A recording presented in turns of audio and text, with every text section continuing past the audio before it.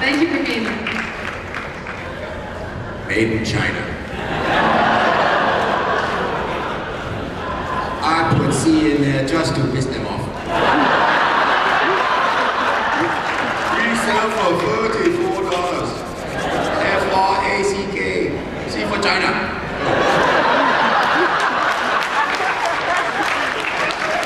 Make me stop. Please make me stop. Ask another question.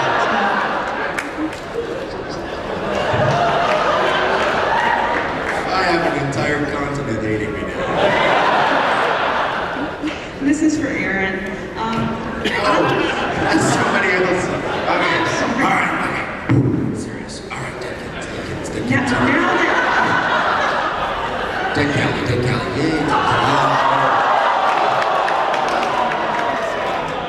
Chandler Tom or something. I don't know. Now that it seems like you're a Cylon, What's this? it had to make me right. Well, see, now the question that we've come up with is, you have a child. You know, and I haven't seen this question answered anywhere yet. Hopefully it will be. Maybe you can tell me. It hasn't been asked. Is it going to be answered? Well, all right, you seem to have a child now, and the whole thing with... This seems to. Is the child going to be another half-Cylon child that they're going to bring out as, you know, you guys are actually reproducing these children now? Because it appeared that... Do we seem to be producing this children? The one child that they were searching for constantly, and now I'm getting completely flustered, the one that they were searching for constantly was like this, going to be the only child, you know, the special child, you know, yes. Because it was half human, half Cylon, but now you have one. Yes. They would want to have more? Because... Are you asking me? Yes. Yes, I do have one. I seem to have a child. I know Nikki is, for all intents and purposes, Nikki's a hybrid. Callie's a human, and the Chief is a Cylon. But here's the thing. There's the 7 original Cylons that we know of, the Dorals, the Leovans, those guys, and then there's the final 5. The final 5 are absolutely unlike those 7. There's not multiple copies of us. The Chief dies, the Chief's dead. A completely different Cylon. I will give you guys, if you go back and you watch the last episode, when they all walk into the room and Ty goes, whoa. Which is the best ad-lib we've done yet. It really is. It's Ron Moore's favorite line from last year. No one wrote it. Logan walked into the room and whoa. The Chief says this, and in the script, I can't remember which word it was, but I said it both ways, and I don't remember which one they used, but it's essentially the same thing. We're Cylons. We have been from the beginning. We're Cylons. We have been from the start. I don't know which they ended up using, I can't remember, but beginning of what? All right, go sit down and think about that one. But if you can figure out that one sentence, your one guy actually came to Dave. Dave, are you there? There he is way in the back. Had a point, stud. Ran into Dave last night at a I think we were at a Bible gathering. We were drinking grape juice. Vodka. No, and so the first person that came up and gave me like 3 scenarios of what he thinks is going on. 2 of them were incorrect. One of them was really, really good and really close. And then he also gave me another idea that I'd never thought of, which was really good. I'm going to phone Ron Moore. I think he's onto something. But he came really, really close. So you guys can go spend your money on Dave, and he'll let you know. And I told him the from the beginning thing, and he kind of went, oh. So if you can figure that out, you're well on your way to understanding the whole mythology of the Cylons.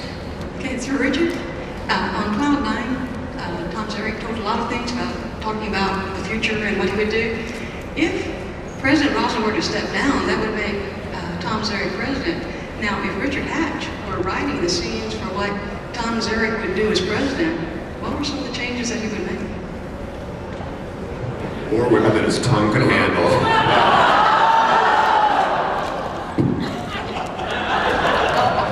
All men men off Colonial One. We found this old floating BattleStar with a bunch of old actors on it, and no, just kidding. You got a bit negative. Just to clarify, I don't know why the sound is a little distorted here, or maybe a lot distorted, but you were asking me what Tom Zarek would do if he was president. Is that essentially? What would I do, right? If I wrote it? But, you know, first of all, I think Tom Zarek is smart enough. He's been to hell and back. And I think he sometimes sees what nobody wants to see. And, but the trouble is, you know, like so many other good people, intelligent people that got into government, tried to initiate things that would make real change. The point is, most people don't want to go there, and most people won't support that. People say they want something new and different, but they rarely support it. They rarely vote for it. They say they want change, but they want things to stay the same. So, and I think Tom Zarek is a guy that sees, if you really want change, this is what you're going to have to do. The problem is, if I'm president, I'm not going to be able to do it because most people truly don't want it.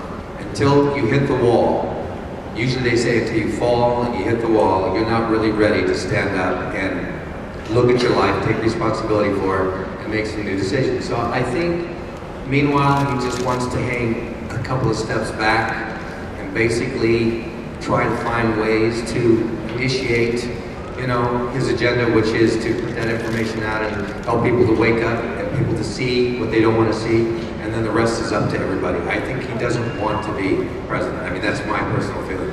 But I know I haven't answered that question if I was president, but I honestly don't know if you were president, if you could actually go ahead and do the things that you really wanted to do. I don't think you would be allowed to do it, or you would be supported in doing it. So that's the biggest problem with government. That's why so many wonderful, talented, gifted people never run for office. We always sometimes get the people who are sometimes the least talented, who seem to be the most motivated to get to the top.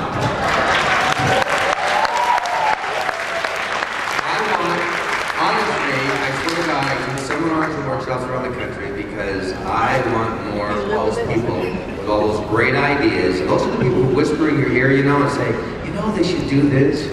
What about that? But they never get up in front and state it. They're afraid to stand up and say it. So I do workshops to help people climb out of their fear and their insecurities and get out there and take their talents, their abilities, and their vision and put it out into the world. Because if we did, this world could be an absolutely incredible place for all of us to live in. Richard Hatch in 08. Sure will. Sorry I had to say that. First of all, Mr. Hatch, glad to see you back down in ATL one more time. Classic Galactica has been a staple of my childhood, and current Galactica still blows my mind. My second comment is, what you just said just now, you just described basically politicians in general at this point in time. Thirdly, Aaron, keep doing what you're doing. Tyrell is the man, he keeps holding down the deck. And Guy, I ain't forgot you either. Keep doing what you do. I still got Catch You Weekend, but keep doing what you do. And my final comment, actually it's a question. I already posed this to Aaron the other day. I got to ask, at any point in time during the current run of this current series, being that Glenn A. Larson laid down the foundation, did he, at any point in time, couldn't give any pointers to which way the show's going, which way it should be ending, you know? Yeah, that's boy. I don't think so. I think when Ron Moore picked this up, honestly, I mean, obviously Glenn Larson has his name on there because he helped originate the original show, but I think Ron Moore had to make a decision, and that was, you know, am I going to try to build a bridge to the past, and which in some cases he's brought wonderful things from the past forward from the original show, but I think he did a courageous thing, and he decided that I need to have the freedom to take this incredible premise and to really unfurl it, unroll it, see where it wants to go in a whole new way. And I think once he made that decision, I think he was no longer going to sit there and collaborate or exchange ideas. And again, I could be totally wrong. I mean, we might have had a wonderful conversation or meetings with Glenn, but I don't think that Glenn had input into where the show is going or how it's going to end. And I hope again, and I'm going to say this again, I hope somehow, some way, I don't know how many of you want the show to find Earth, but I just hope some way that there's some way to have an open ending where the show at some point in time in history could either be theatrical features. I don't know if anybody was around Universal. I got to see the old Battlestar on the IMAX. Let me just tell you, I think if there was ever a series that would be phenomenal in the movie theaters or on the IMAX, that would be this new Battlestar Galactica.